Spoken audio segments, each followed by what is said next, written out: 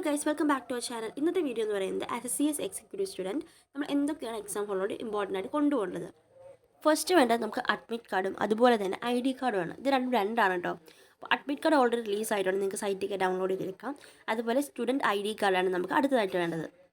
Next നമ്മുടെ normal stationery items pen, pencil, eraser, sharpener, പിന്നെ important ആയിട്ടുള്ള സ്കെയിലും വേണം കേട്ടോ. പിന്നെ ശ്രദ്ധിക്കേണ്ട ഒരു കാര്യം, പെൻ, ബ്ലൂ ഇങ്ക് മാത്രമേ നമുക്ക് അലൗഡ് ആയിട്ടുള്ളൂ. പിന്നെ ഇതൊക്കെ ഇട്ടുകൊണ്ട് പോകുന്ന പൗച്ച് നമ്മൾ ട്രാൻസ്പെറൻ്റ് ആയിരിക്കാൻ ശ്രദ്ധിക്കണം. അതുപോലെ തന്നെ നമ്മൾ കൊണ്ടുപോകുന്ന വാട്ടർ ബോട്ടിൽസും ട്രാൻസ്പെറൻ്റ് ആയിരിക്കണം. നെക്സ്റ്റ് നമ്മൾ കൊണ്ടുപോകേണ്ട വാച്ച് എപ്പോഴും നോർമൽ വാച്ച് ആയിരിക്കണം, ഒരിക്കലും സ്മാർട്ട് വാച്ച് എക്സാം ഹോളിൽ അലൗഡ് അല്ല.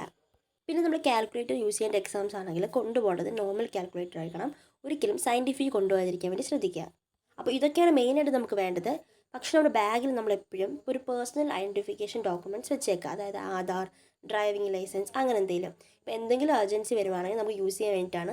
അപ്പോൾ ഇതൊക്കെ ശ്രദ്ധിക്കുക. അപ്പോൾ all the best for your exams. Bye bye.